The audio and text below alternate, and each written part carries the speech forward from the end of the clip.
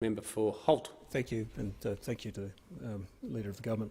Mr Speaker, first off I'd like to— Leave granted. It's leave granted. Leave's granted. Member for Holt. Thank you, Mr Speaker.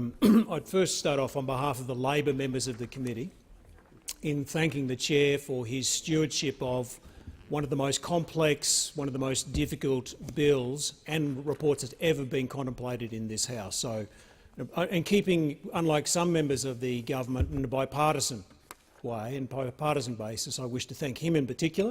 And I'm sure the member for Eden Monaro would second me in my sentiment. So thank you, Chair, for your steadfast commitment to bipartisanship, which is essential to keep this parliament working and this committee working. And we'll stop the government Leader of the Government business in the House from speaking.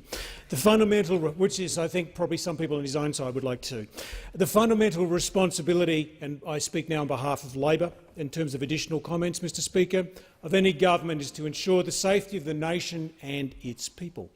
It is the foundation upon which all other policy aspirations necessarily rest.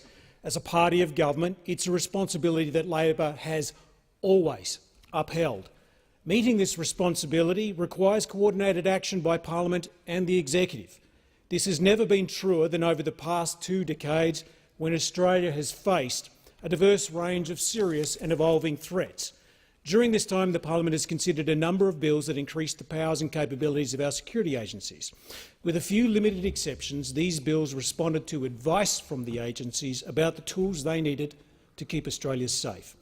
Labor has always taken the advice from the security agencies seriously. In line with this, the Parliament has passed security legislation in an appropriately considered and expeditious way.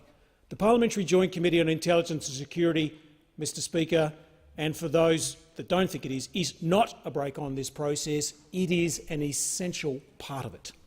Government's ability to respond to new and evolving threats relies on the public's ongoing faith that our national security laws are appropriate, are proportional and adapted to the circumstances that we face. The committee's work builds that faith. The public process of authorising and reauthorising laws that the committee undertakes is an essential exercise in democratic accountability. It is an acknowledgement of the potential for new powers to impinge on the fundamental rights and values of Australians. It is also an opportunity to ensure that the resources and powers provided to the agencies are effective as is possible, given the nature of the threat environment.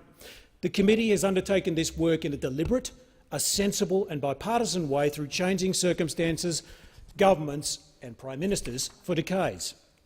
The work of the committee, I regret to say, has not been assisted by the government's approach to this debate over recent weeks. Labor members are concerned to avoid a continuation of this conduct. It, Mr Speaker, jeopardises the fundamental function the committee serves in our national security apparatus. Labor members would like to thank the Acting Minister for Home Affairs, the Attorney-General. I'm sure the member for Eden Monaro and I would particularly like to thank the Acting Minister for Home Affairs, the Attorney-General. He sets a standard in what consultation should be about, rather than what we've seen more recently, for the cooperative and constructive approach he has taken to discussions. We're pleased that the government has acknowledged and responded to a number of serious concerns raised by Labor members of the committee and by the opposition more broadly.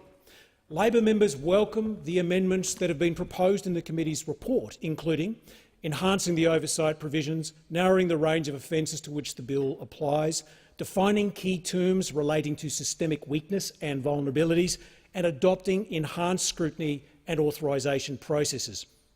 These amendments, Speaker, make the bill better and they make Australians safer. However, we do not consider that these amendments address all of the problems in this bill. Labor members have moved to progress this bill despite our concerns, because of the evidence from law enforcement and security agencies that there is a need for these powers over the Christmas period, and because the proposed amendments deliver adequate oversight and safeguards to prevent unintended consequences whilst ongoing work continues.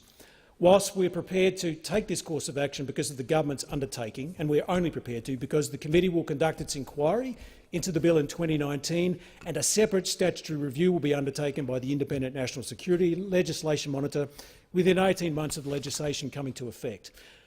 These separate processes provide an opportunity to resolve our ongoing concerns about the bill with the assistance of industry, with the assistance of experts and civil liberties group, whilst upholding our responsibility to keep Australians safe. This compromise, Speaker, is emblematic of the balancing exercise this committee has undertaken in all of its work over the decades. The government should not walk away from that again. I thank the member for Holt.